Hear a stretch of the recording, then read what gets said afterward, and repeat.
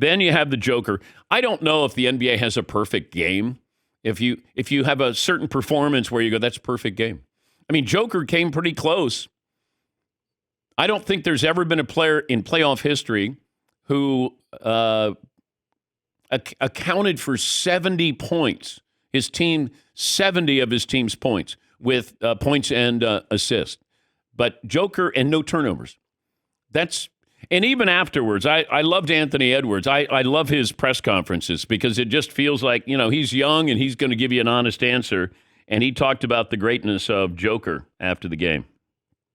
I just laugh. That's all I can do. I mean, I can't be mad because he good, man. I think I said that after game 1 when we won and game 2. Like, he the MVP. He's the best player in the NBA. And he showed it the last 3 games in a row. And, tonight, he was special tonight. I got to give him his flowers. It was, I mean, I don't know. I don't know what we were supposed to. Yeah, he was that guy tonight. And I know that people are going to single out Rudy Gobert, Defensive Player of the Year, and he's won the award 4 times. Well, you can be a great defensive player as a help defender. Ben Wallace was not a great on-ball defender, but he was a great help defender, and he won Defensive Player of the Year, I think, 3 times. This is Rudy Gobert. When he's matched up head-to-head with Joker, he doesn't do well. He's a great help defender. He's the last line of defense, and I know people are going to carve him up today. Well, Joker carved him up last night. But Draymond Green saying, it's barbecue time. Yes, he is doing that to anybody who guards him. Joker took Rudy Gobert outside behind the shed. But I'm not going to say, well, he didn't deserve the defensive. Now, first of all, I wouldn't have given it to him. I would have given it to Wembanyama. But Rudy Gobert is a really good help defender. Not many guys are great on-ball defenders just because, the skill level is extremely high on these players. And to be able to guard somebody, shut them down, that's really, really rare. And for those hoping he's going to be able to do that, keep hoping. He will not. You don't stop. You only try to contain the Joker. And you saw that last night.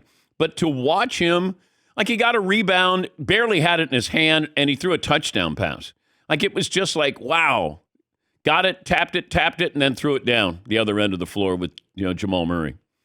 He plays at a different level. He's playing a different game. And there are players who do this. Checkers, chess. He plays chess. You play checkers. And you even know what's going to happen. It's not like you go, golly, he blew right by. It's right in front of you. And here it is. He's not going to dunk. He had 25 dunks this year. In fact, he was asked about the lack of dunks in his game. Game 3, you had the dunk over Anthony Edwards. Tonight, you drove.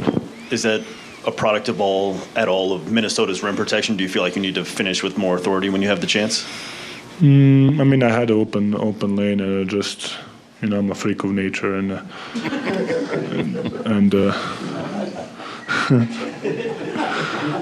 why not to show my athleticism? That's funny. I mean, you lose your first 2 games at home. We're ready to christen Anthony Edwards the next Michael Jordan. I said when the series started, I thought Minnesota could win this series. And it's not over yet.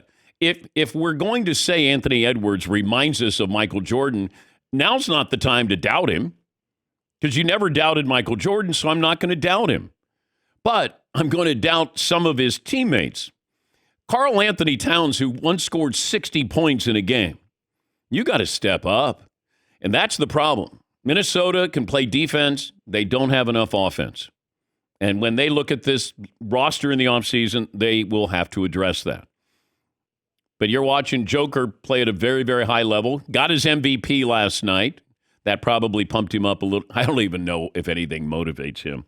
Here's Mike Malone, the head coach, Michael Malone, on motivating Joker. Yeah, he doesn't need to be nudged, man. That's Nikola Jokic. He's 1-9, 3-time MVP. I don't have to nudge him. He reads the game, and I trust him 1,000%. Yeah, that's a great luxury. If you're a head coach, you can just say, run the offense through Joker. We'll be fine.